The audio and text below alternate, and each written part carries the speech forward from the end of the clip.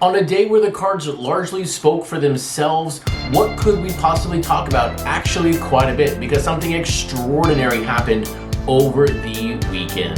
This is the very first chase card that is a no hat card. And Natural said he wanted to make my no hat list, so the odds are in on that Bo Jackson by Natural. That print run on base card 2033, which means the chase card, which is out of 86, it is now 1 out of every 24 cards is going to have that chase card. So hopefully, if you bought 30 Bo Jacksons, you are going to have at least one in your mail. Also, I'll have more details here on why you may be or may not be hitting foils on a regular basis in your packages. But welcome back to my channel. My name is Chris. Otherwise, I'm on Twitter and Instagram is at CRT_sportscards.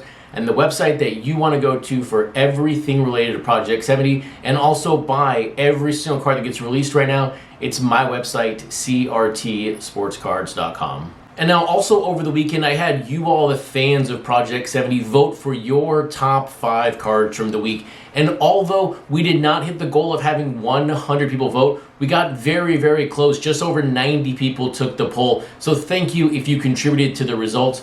The number 1 card of the week, even though it wasn't the top selling card of the week, it was that Satchel Paige by F. So congrats F. on finishing number 1 with a total of 44 votes. Second at 42 was Chuck Styles with his Derek Jeter. And then third, we are going to have a tie here. We are going to have the Mike Piazza by Andrew Thiel and the Ken Griffey Jr. by Alex Pardee. And of course, that Ken Griffey Jr. by Alex Pardee, that was the number 1 selling card of the week. And that print run, even though it didn't have a chase card with it, 8,371. And so while I, in tongue-in-cheek here, call it disgusting because of the gum wall, fans absolutely love that card, and it stuck to everyone's wallet because 8,371 is just an incredible number right now. That is now the 20th largest printed card in the set. And when you take the week as a whole, all 20 cards sold just over 40,000 copies, which I think is a really good number right now in the set. That Griffey accounts for over 20%. So you could take any 5 randomly selected cards from last week, and one of those 5 is going to be Alex Pardee. So congrats, Alex Pardee.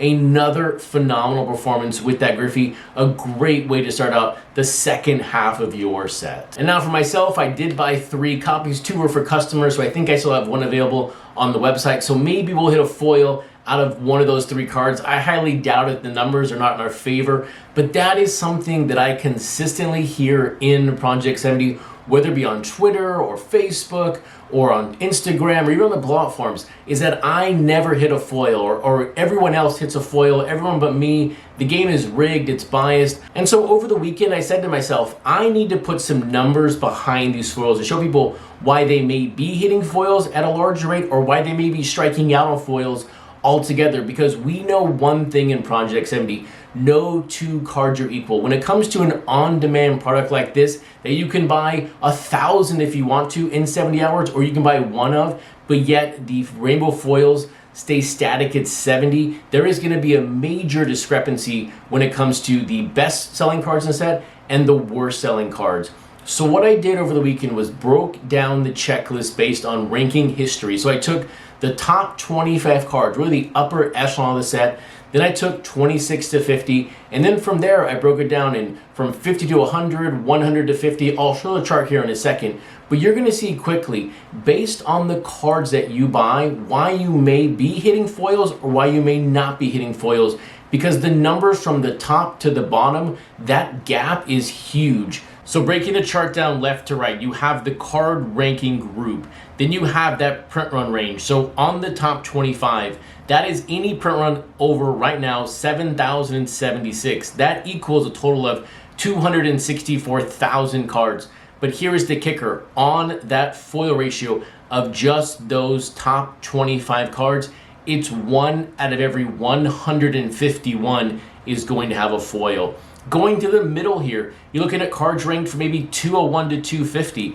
That's a print run right now from 2,223 to 1877. That foil rank, 1 out of every 29.6, or basically 1 in 30. Going all the way to the bottom though, the lowest ranked cards in the set, 879 to 586. That foil ratio, 1 out of every 10.75. And now, of course, that is an average of like that 50 card group. So card 201, it's gonna have a harder foil ratio than card 250, but as a group, all 50 together, that average is 1 in 30. But when you look at that gap at the very top, 1 in 151, if you as a consumer of Project 70 are only buying the most highly sought after cards in the set, you're never gonna hit a foil because you have to buy on average 150 base cards to find one. And we know for a fact right now that it's really not worth print run hunting for foils because you just don't know what the number is gonna be. Also, the foils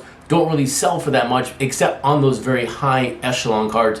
But at the bottom, if you were consistently buying cards that are falling in the 800, 700 range, you are naturally going to find more foils because there are less buyers out there. So look, we have all known that. This is not a secret to anybody, but I wanted to put some numbers behind it to kind of show you what the different print runs mean for hitting foils. But now on top of foils, what is another card that we all want to have in our packages? Well, right now, through 545 cards, there's only 10 of them, but we're talking about the chase cards. And by the way, I have created a page on the website to show the 10 chase cards at the moment. But the biggest question we've had on these chase cards from the very beginning was, what was the print run of that Fernando Tatis by King Saladin? We spoke about when that card released, by the way, over 400 cards ago. We all said we don't know what the print run is because you know what, Topps never released it, and I don't know how they never released it at the time the card was released. But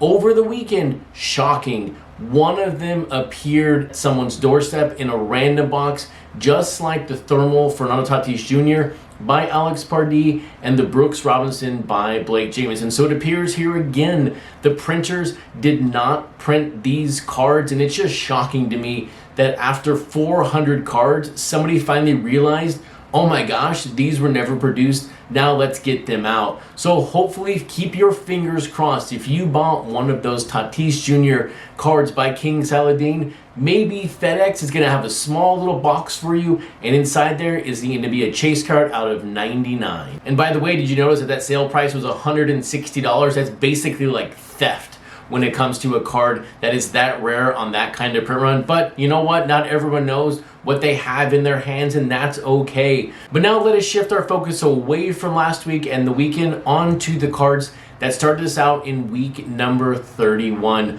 What 4 new cards did we see this morning?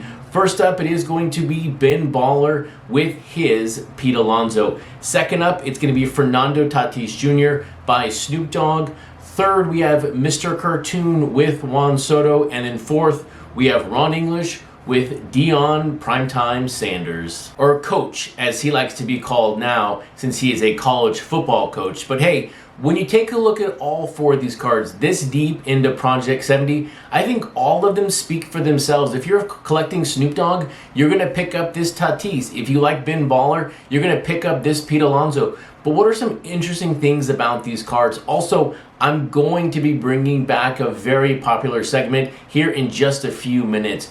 On that Ben Baller Pete Alonso, when you take a look at that card, yes, you do have Pete Alonso, you have the polar bears in the back, but there is one interesting thing on this card that can be easily missed. Look at that bat.